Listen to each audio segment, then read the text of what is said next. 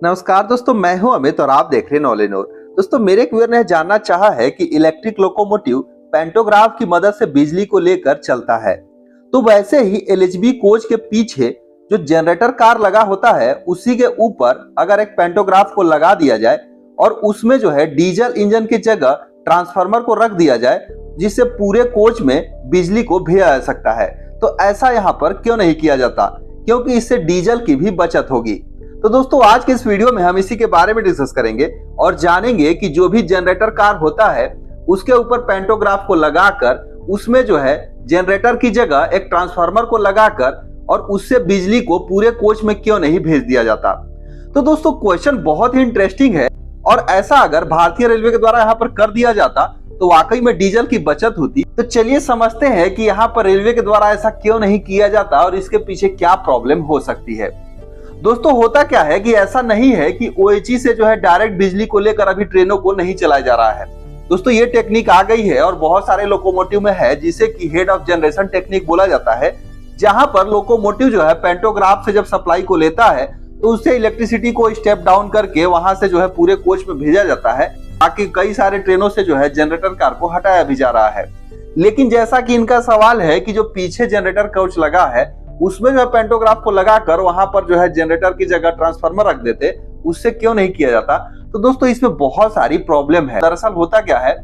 जो लोकोमोटिव होता है वो आगे होता है जैसा कि आप सभी को पता है, और जनरेटर कार जो होते हैं वह पीछे होते हैं और पीछे से पूरे कोच में जो है सप्लाई को देते हैं। अगर हम जनरेटर कार के ऊपर पैंटोग्राफ को लगा दें और वहां से सप्लाई जो है वो चीज से लेकर वह पैंटोग्राफ आगे तक होते हुए, क्योंकि लोकोमोटिव तो आगे लगा है, उसके ट्रैक्शन मोटर आगे हैं, वहां तक अगर भेजा जाए तो ट्रैक्शन मोटर जो होते हैं उनको जो ऑपरेट होने के लिए 750 वोल्ट डीसी चाहिए। और दोस्तों, 750 वोल्ट डीसी जो होता है काफी खतरनाक होता है। तो इसके लिए होगा क्या कि हर कोच के नीचे से एक केबल जो है पूरे शुरू तक जाकर बिछानी पड़ेगी, तब जाकर वहां पर ट्रैक्शन मोटर को सप्लाई मिलेगा और ट्रैक्शन मोटर चालू होंगे।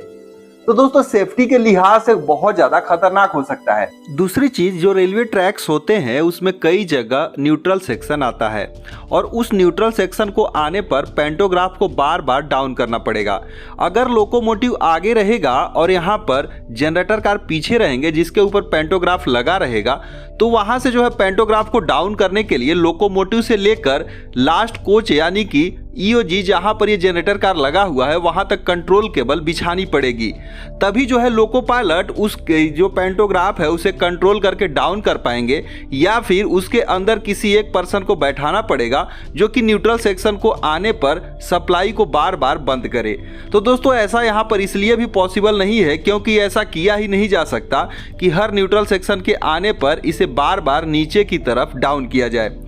तीसरी चीज क्या है कि ये जो जनरेटर कार होते हैं इनका यूज उस दौरान किया जाता है जब न्यूट्रल सेक्शन आता है और सप्लाई कट ऑफ हो जाती है, या फिर कुछ ऐसे सेक्शन में जहां पर सप्लाई नहीं होती है वहां पर जो है इलेक्ट्रिसिटी पूरे कोच में भेजा जा सके। तो अगर हम यहां पर इसके बदले में जो है पैंटोग्राफ से सप्लाई लेकर पूरे कोच में भेजेंगे और डीजी को हटा देंगे तो हमें वो प्रॉपर सप्लाई यहाँ पर नहीं मिल पाएगी, जिससे यहाँ पर ये जो डीजी का काम है या फिर जनरेटर का वो पूरा नहीं हो पाएगा।